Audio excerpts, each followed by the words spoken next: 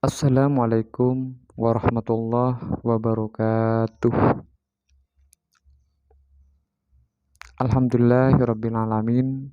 Wassalatu wassalamu ala asrofil anbiya'i wal mursalin Sayyidina wa mawala amma ba'du. Pertama-tama kita panjatkan puji syukur kehadirat Allah Subhanahu wa taala, yang mana pada kesempatan ini kita bisa memberikan sedikit ulasan tentang pendidik dalam pendidikan Islam ini. Dengan hal ini berkat rahmat serta hidayahnya yang telah diberikan oleh Allah Subhanahu wa taala kepada semua.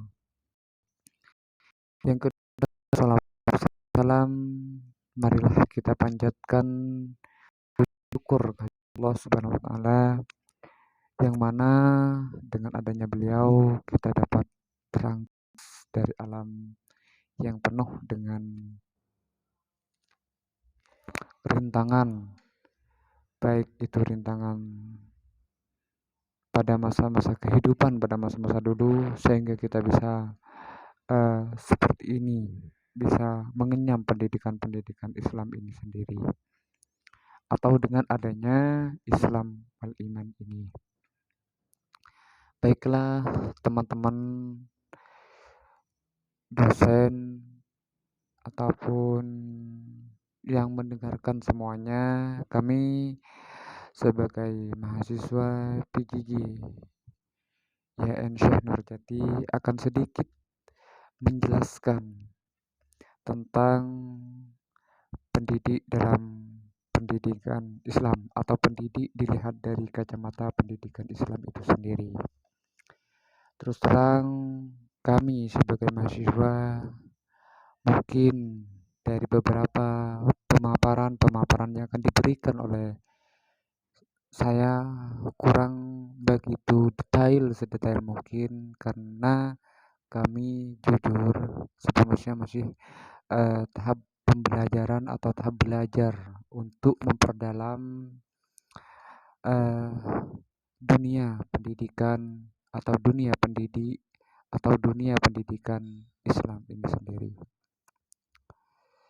Sebelum kita lebih jauh membahas tentang pendidik dalam pendidikan Islam ini sendiri, alangkah lebih baiknya kita lihat dulu, kita baca dulu, atau kita lihat pengertian pendidik.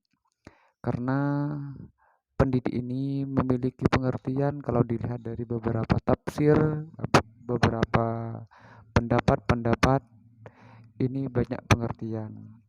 Cuman pada dasarnya pengertian pendidik itu sendiri intinya adalah secara khusus itu adalah pendidik itu sama dengan seorang guru, atau pendidik adalah guru. Artinya kenapa dikatakan pendidik ini adalah guru? Karena guru tidak ada lain, tugasnya adalah untuk mengajarkan kepada peserta atau kepada siswa. Tujuannya adalah untuk memberikan pemahaman tentang pendidikan, baik itu pendidikan umum ataupun pendidikan Islam khususnya. Pengertian pendidik itu sendiri adalah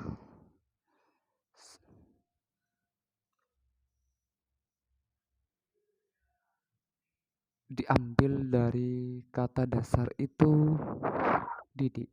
Artinya memelihara atau merawat, memberikan latihan agar seorang memiliki ilmu pengetahuan seperti yang diharapkan. Baik itu tentang sopan santun, al-budi, akhlak, ataupun dan yang lainnya. Kalau kita lihat dari kata dasar dididik, maka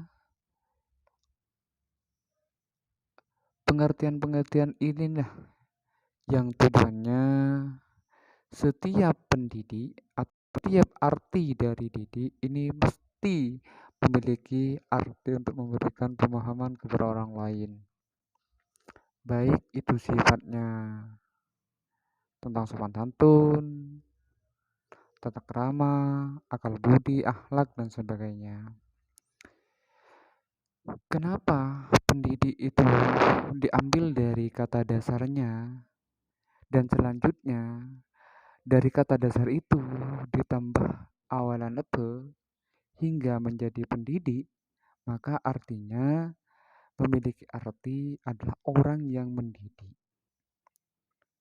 Jadi orang yang mendidik itu dikatakan artinya memiliki arti pendidik. Jadi orang yang memiliki kemampuan untuk mendidik orang lain, maka itu namanya pendidik. Ada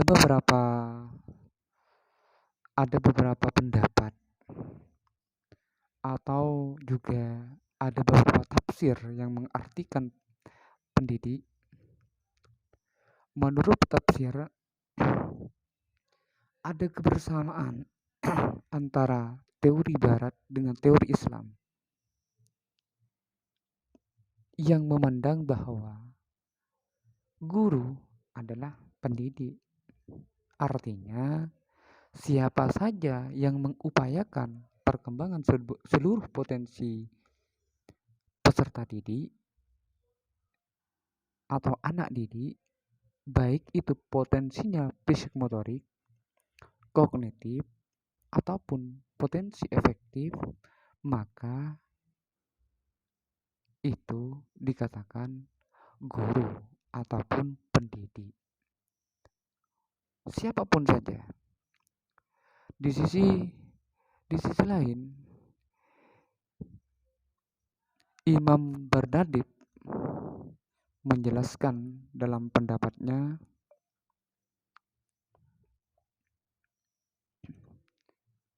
bahwa pendidik adalah orang yang sengaja mempengaruhi orang lain untuk mencapai kedewasaan.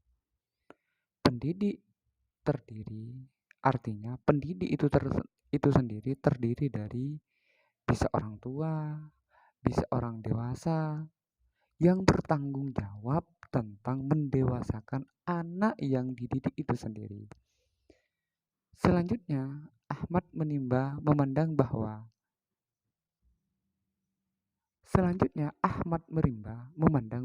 pendidik sebagai orang yang memikul pertanggungjawaban untuk mendidik, yaitu manusia dewasa yang karena hak dan kewajiban bertanggung jawab tentang pendidikan si pendidik.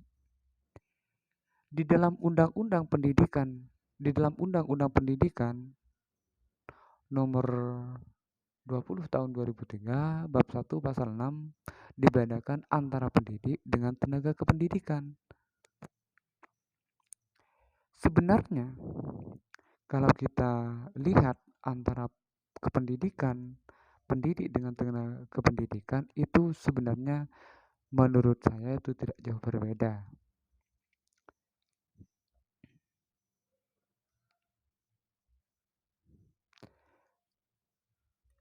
Di dalam undang-undang tersebut menjelaskan bahwa kependidikan adalah anggota masyarakat yang mengabdikan diri dan diangkat untuk menunjang penyelenggaraan pendidikan. Jadi artinya kalau dilihat dari kacamata undang-undang tersebut, undang-undang tahun nomor 20 tahun 2003 bab 1 pasal 6 bahwa kependidikan itu adalah untuk atau anggota masyarakat yang hanya tujuannya adalah untuk membantu. Sedangkan pendidik adalah tenaga kependidikan yang berkualifikasi sebagai guru, dosen, konselor, pamong, atau widya, iswara, tutor, instruktur, fasilitator, dan yang lainnya. sesuai kekhususannya serta berpartisipasi dalam penyelenggaraan pendidikan itu sendiri. Jadi perbedaan antara kependidikan dengan pendidik ini sebenarnya tidak jauh beda. Semuanya itu berada dalam lingkup pendidikan itu sendiri. Itu eh, dua perbedaan yang dituangkan dalam Undang-Undang tahun 2000 tahun 2, nomor 20 tahun 2003. Secara umum, istilah pendidik dikenal dengan guru. Secara umum. Jadi setiap pendidik atau setiap istilah pendidikan dikenal dengan guru. Itu secara umum. Jadi kalau pendidikan dikenal dengan istilah guru. Hadari Nawawi mengatakan bahwa guru adalah orang yang kerjaannya mengajar atau memberikan pelajaran di sekolah atau di kelas. Itu guru. Itu secara umum. Kadang-kadang orang dikatakan guru kalau misalnya contohnya adalah setiap guru yang mengajarkan anak didik di dalam dunia pendidikan, berada dalam naungan pendidikan, maka itu dikatakan pendidikan. Itu secara umum. Itu menurut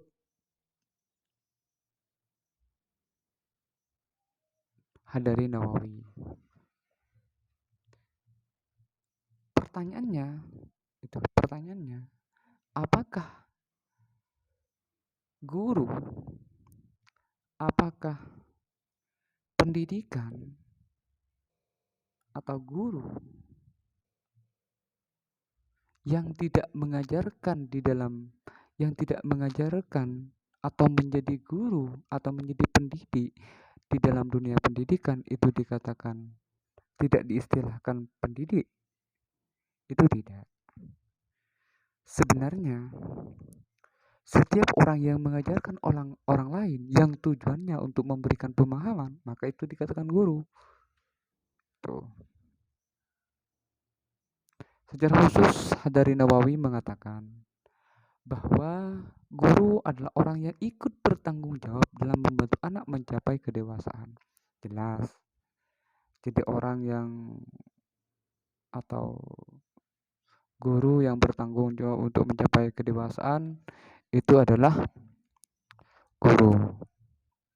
Itu jelas sekali. Yang dimaksud dengan guru bukan hanya untuk berdiri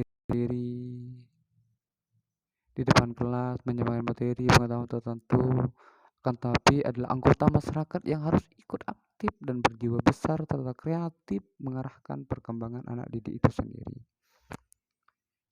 Itu adalah perspektifnya atau pengertian atau istilah yang diistilahkan oleh Hadari Nawawi. Dalam pengertian yang lebih luas, pendidik dalam perspektif pendidikan Islam adalah yang bertanggung jawab terhadap upaya pertumbuhan jasmani, perkembangan rohani peserta didik agar mampu menunaikan tugas-tugas kemanusiaannya, baik sebagai khalifah fi al-ard maupun abd, sesuai dengan nilai-nilai ajaran Islam.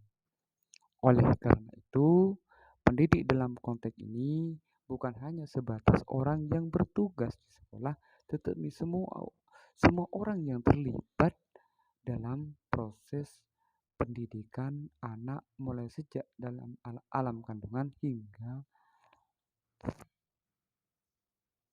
ia dewasa, bahkan sampai meninggal. Makanya dalam sebuah pernyataan, carilah ilmu sampai negeri Cina. Maka itulah pentingnya pendidikan di dunia ini untuk peserta didik ataupun untuk guru-guru. Istilah-istilah yang kedua adalah terkait istilah-istilah pendidik. dalam konteks pendidikan Islam. Ada beberapa istilah pendidik dalam konteks pendidikan Islam. Sering disebut dengan istilah-istilah itu dalam konteks pendidikan Islam itu adalah murabbi, muallim, muaddib, mudarris, dan mursyid. Menurut peristilahan yang dipakai dalam pendidikan dalam konteks Islam, kelima istilah ini mempunyai makna yang berbeda-beda. Jadi, istilah-istilah pendidik dalam pendidikan Islam memiliki istilah-istilah itu sendiri, dan istilah itu sendiri memiliki pengertian-pengertian atau makna yang berbeda-beda. Seperti contoh nomor 1, murabbi.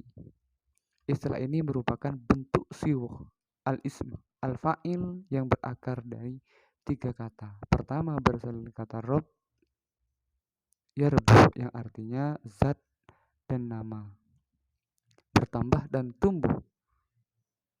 Tuh. Contoh kalimat dapat dikemukakan artinya saya menumbuhkan. Sama. Jadi kata kita kembalikan kepada pengertian-pengertian pendidik itu, jadi menumbuhkan. Artinya istilah menumbuhkan itu adalah untuk memberikan perkembangan kepada orang lain. Kedua berasal dari kata robi, yarba, yang mempunyai makna tumbuh, artinya tumbuh dan menjadi besar. Ketiga berasal dari kata rob, yarobu, yang artinya memperbaiki, menguasai, memimpin, menjaga dan memelihara. Kata robbah semenjak masa Rasulullah sudah dikenal dalam ayat Al-Quran dan hadis Nabi. Tuh, sudah dikenal itu. Robbah, ya robbah.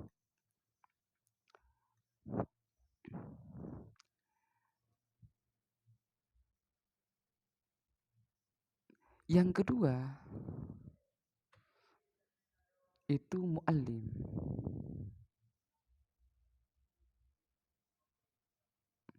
Kalau kita lihat kembali lagi ke yang pertama itu, kalau kita kembali lagi ke poin yang pertama itu, murabbi ini bisa disimpulkan. Maka dapat disimpulkan bahwa murabbi adalah orang yang mendidik dan menyiapkan peserta didik agar mampu berkreasi serta mampu mengatur dan memelihara hasil kreasinya untuk tidak menimbulkan malapetaka pada dirinya, masyarakat, dan alam sekitarnya. Jadi dari istilah murabbi ini itu dapat kita simpulkan seperti itu. Yang kedua adalah muallim. Muallim berasal dari kata al-fi'al, al-madi, alama. Mudareknya yu'allimu dan masdarnya al-ta'lim, artinya telah mengajar, sedang mengajar, dan pengajaran. Kata muallim sebagai pendidik dalam hadis Rasulullah adalah kata yang paling umum dikenal, banyak ditemukan. Muallim merupakan al-ismu al-fa'il dari alamah yang artinya orang yang mengajar dalam bentuk sulasi mujarrad. Masdar dari alimah adalah ilmun yang sering dipakai dalam bahasa Indonesia disebut dengan ilmu. Jadi intinya kan sama. Jadi kedua proses pengertian dari pendidik, istilah-istilah pendidik sebenarnya tujuan sama. Kalau kita tarik kesimpulan, maka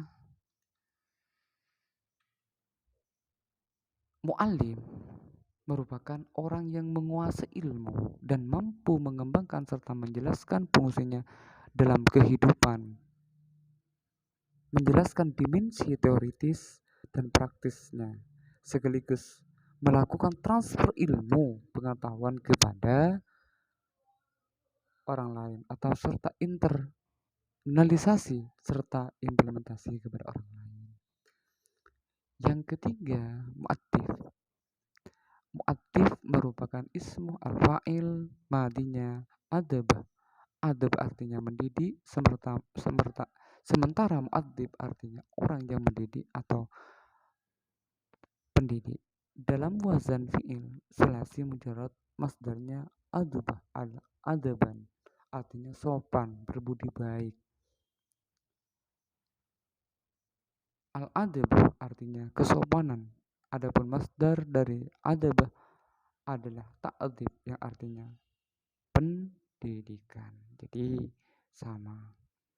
Sejarah bahasa mu'adzib merupakan bentukan masdar dari kata adabah yang berarti memberikan adab, yang berarti memberi adab, mendidik. Adab dalam kehidupan sehari-hari sering diartikan tata kerama, adab tata kerama, sopan santun, akhlak budi pekerti. Anak yang beradab biasanya dipahami sebagai anak yang sopan, yang mempunyai tingkah laku yang terpuji. Banyak peristilahan-istilahan sebenarnya dari pengertian-pengertian di atas, dari pengertian mu'adzib ini dapat kita tarik kesimpulan atau berdasarkan dari tinjauan etimologi di atas, maka secara etimologi mu'adzib adalah seorang pendidik yang bertugas untuk menciptakan suasana belajar yang dapat menggerakkan peserta didik untuk berperilaku atau beradab sesuai dengan norma-norma tata susila dan sopan santun yang berlaku dalam masyarakat. Mu'adzib merupakan orang yang mampu menyebutkan untuk bertanggung jawab dalam membangun peradaban yang berkualitas di masa depan. Yang keempat adalah mudarris. Secara terminologi, mudarris adalah orang yang memiliki kepekaan intelektual dan informasi serta memperbaharui pengetahuan dan keahlian secara berkelanjutan dan berusaha mencerdaskan peserta didik, memberantas kebodohan mereka, serta melatih keterampilan sesuai dengan bakat, minat, dan kemampuan. Berdasarkan pengertian tersebut, dapat terlihat bahwa mudarris adalah orang yang mengajarkan suatu ilmu kepada orang lain dengan metode tertentu dalam upaya membangkitkan usaha peserta didik agar sadar dalam upaya meningkatkan potensinya.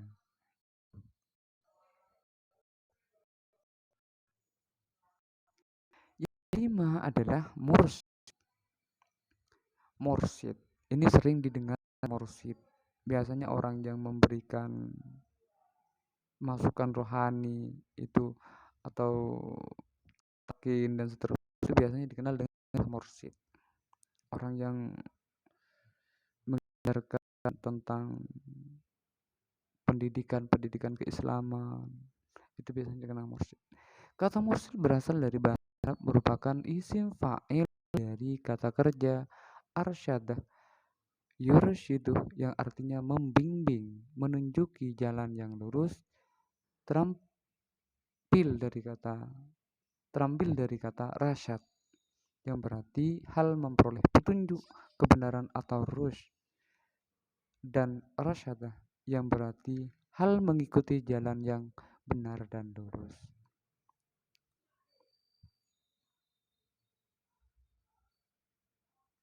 Makanya banyak kita dengar mursyid adalah seorang yang meneruskan jalan Allah. Itu ada yang mengatakan seperti itu. Maka dengan demikian, mursyid merupakan orang yang mampu menjadi model atau sentral identifikasi diri atau menjadi pusat anutan, teladan, dan konsultan bagi peserta didiknya. Itu mursyid. Itu dikatakan mursyid. Jadi dari ketiga istilah-istilah ini, kalau kita tarik kesimpulan, Dari ketiga istilah ini dapat diambil kesimpulan bahwa pendidik dalam pendidikan Islam ini semuanya bertujuan adalah untuk mencerdaskan, untuk memberikan pemahaman, memberikan teladan, memberikan pengertian bagi orang lain, baik peserta didik, siswa, pelajar, ataupun yang lainnya. Tujuannya adalah untuk menyiapkan peserta didik agar bisa bisa mengulah, bisa mempelajari tentang apa yang disampaikan oleh guru yang akan memberikan pelajaran pada peserta didik itu sendiri. Terus selanjutnya adalah kedudukan pendidik dalam perspektif Islam. Kedudukannya, pendidik adalah bapak rohani bagi peserta didik yang memberikan ilmu, pembinaan akhlak mulia, dan memperbaiki akhlak yang kurang baik. Kedudukan tertinggi pendidik dalam Islam tertuang dalam teks, jadilah engkau sebagai guru atau pelajar atau pendengar atau pencinta, dan janganlah kamu menjadi orang yang kelima sehingga engkau menjadi rusak. Dalam Al-Quran disebutkan Allah akan meninggikan derajat manusia, orang-orang yang berilmu di antara kamu dan orang-orang yang diberi ilmu pengetahuan beberapa derajat. Quran Surat Al-Maidah ayat 11. Dalam beberapa hadis juga disebutkan beberapa keutamaan seorang pendidik diantaranya sesungguhnya Allah yang Maha Suci, malaikat penghuni tertinggi dan bumi-buminya, termasuk semut dalam lubangnya, ikan dalam laut, akan mendoakan keselamatan bagi orang-orang yang mengajar manusia pada kebaikan. Hadis riwayat At-Tirmidzi. Ada beberapa hadis Rasulullah yang menyebutkan beberapa keutamaan pendidik. Ini banyak.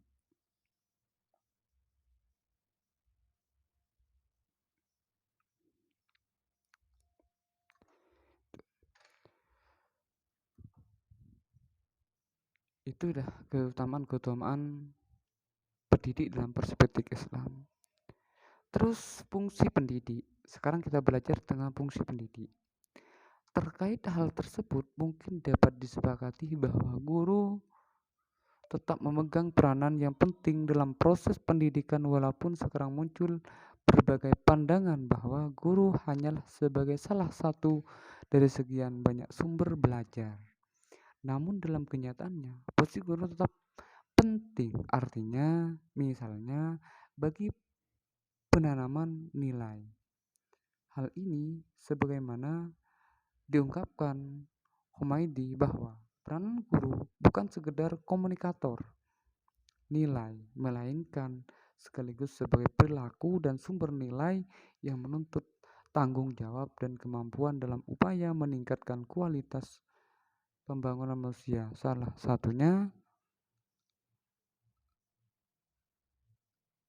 baik yang bersifat lahiriah maupun yang bersifat rohaniah, fisik dan non fisik. Artinya dibangun adalah karakter watak pribadi manusia yang memiliki kualitas iman, kualitas kerja, kualitas hidup, kualitas pikiran, perasaan, dan kemauan. Jika guru adalah sumber nilai, tentu saja dia adalah orang yang harus selalu dapat ditaati dan ditakuti. Sehingga guru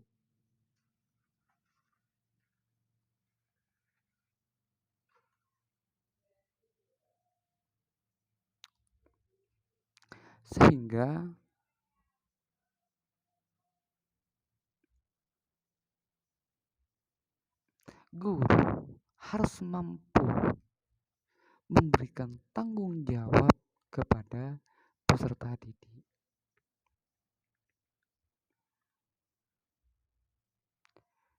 Dari beberapa pendapat di atas, dapat kita simpulkan bahwa pendidik merupakan orang yang bertanggung jawab untuk mengembangkan potensi awal manusia, fitrah manusia, sehingga tumbuh dan berkembang menjadi insan kamil yang dapat memainkan perannya sebagai khalifah dan hamba di muka bumi ini.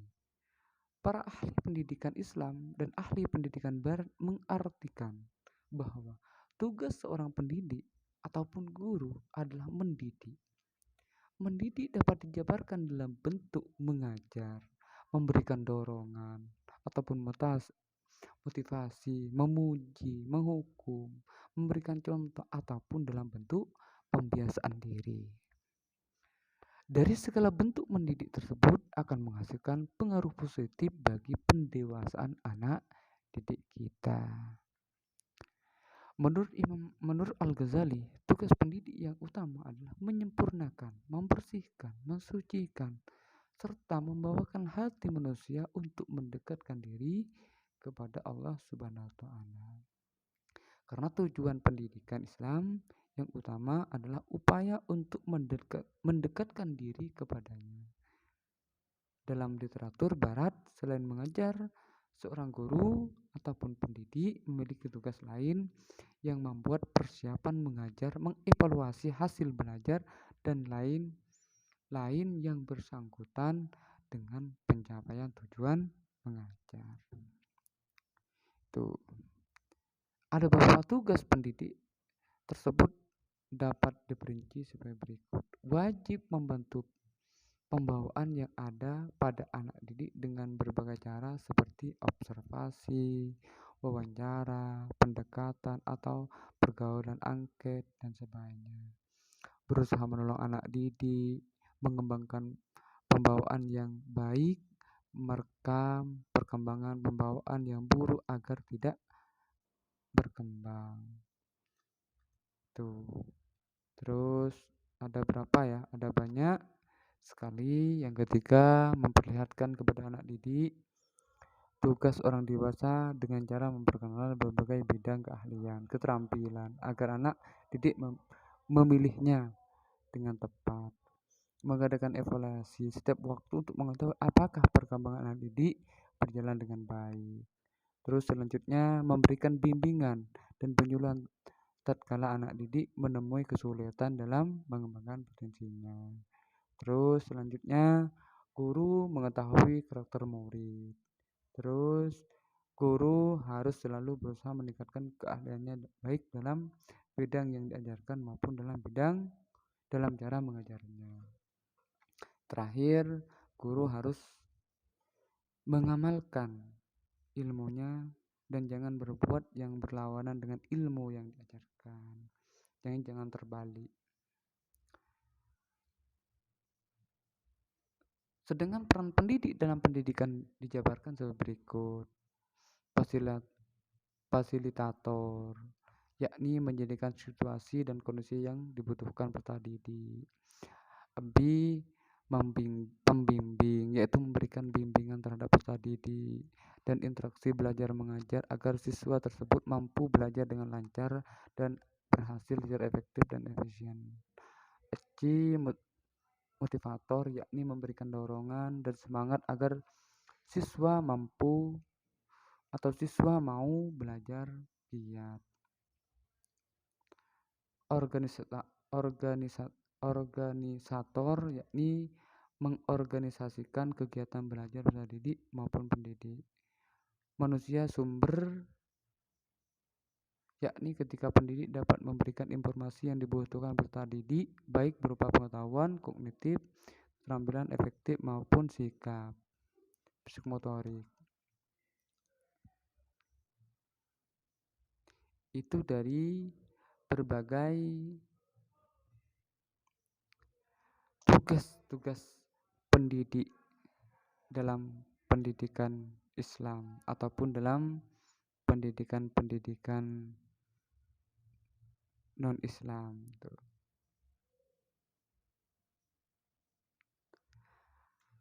Terus selanjutnya, karakteristik pendidikan ideal. Untuk menjadi orang yang pantas ditaati dan diikuti tidaklah salah apabila sebagai guru meninjau kembali apa yang telah diungkapkan. Jadi karakteristiknya pendidik ideal itu adalah seorang guru itu harus mampu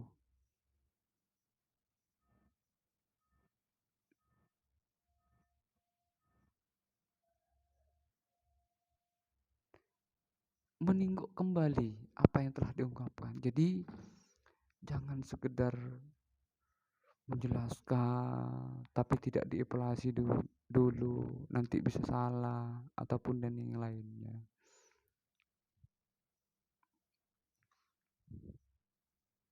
Apa telah diungkapkan?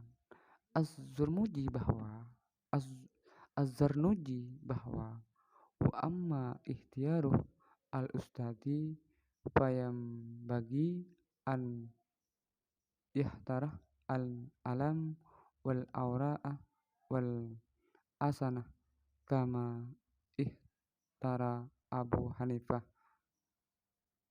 Hinazin Hamad bin Abi Sulaiman ba'da at-ammuli wa al-tafakkuri. Sebaik-baiknya dalam memilih guru, pilihlah orang yang lebih alim, wara, dan lebih tua usianya sebagainya. Abu Hanifah di masa belajarnya memilih Syekh Hamad bin Abi Sulaiman sebagai gurunya setelah beliau benar-benar merenung dan berpikir.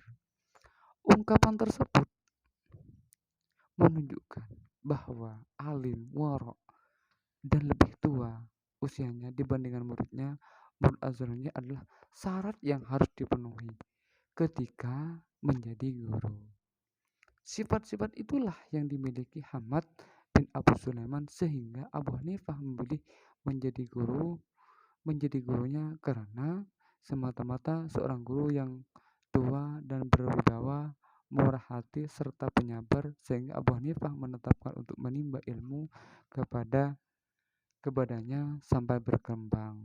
Kata berkembang menurut Ibrahim bin Ismail mengandung arti bahwa Abu Hanifah tidak pernah berpindah guru dalam menimba ilmu hingga menjadi seorang mujtahid kecuali hanya kepada Hamad bin Abu Sulaiman.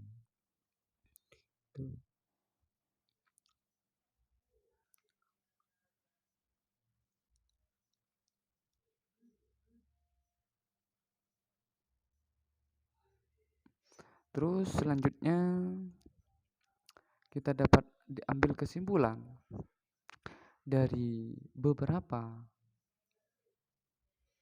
poin yang telah disampaikan oleh saya bahwasanya tujuan utama pendidik dalam pendidikan Islam adalah